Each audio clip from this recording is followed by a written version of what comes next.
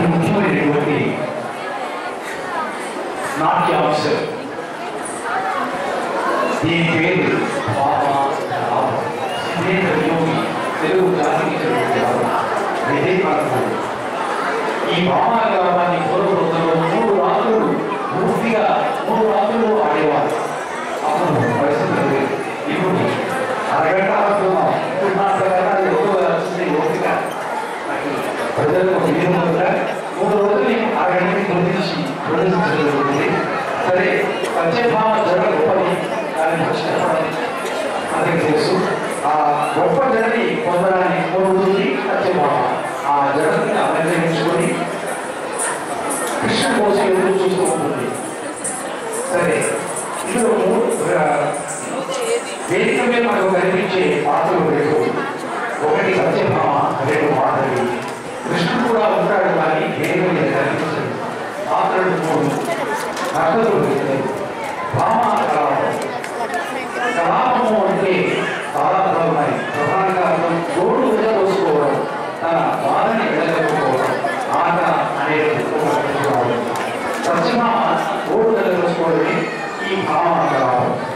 మరి ముందుగా సత్యభామ వచ్చి భామని సత్యభామని 16,000 కోమలు మందిరంలో శ్రీకృష్ణుడిని నెరవేరుకునే అని ఆమె యొక్క అహంకారం. నా అంత అర్హత లేదు కాబట్టి నన్ను శ్రీకృష్ణుడు ప్రేమిస్తున్నాడు, నా కోసం ఏమైనా చేస్తాడో అతడు నా దాసుడు అనేటటువంటి గర్వంతో ఉంటుంది.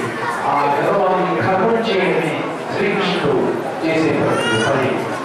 మరి అప్పుడు మాధవి వస్తుంది. ముందుగా ఏమమ్మా మాధవి ఎవరంటే సూత్రధారి. అతడు కృష్ణుడికి ఇప్పుడు సత్యభామకి రాయవారిగా ఉంటుంది. సత్యభామ దగ్గర వచ్చి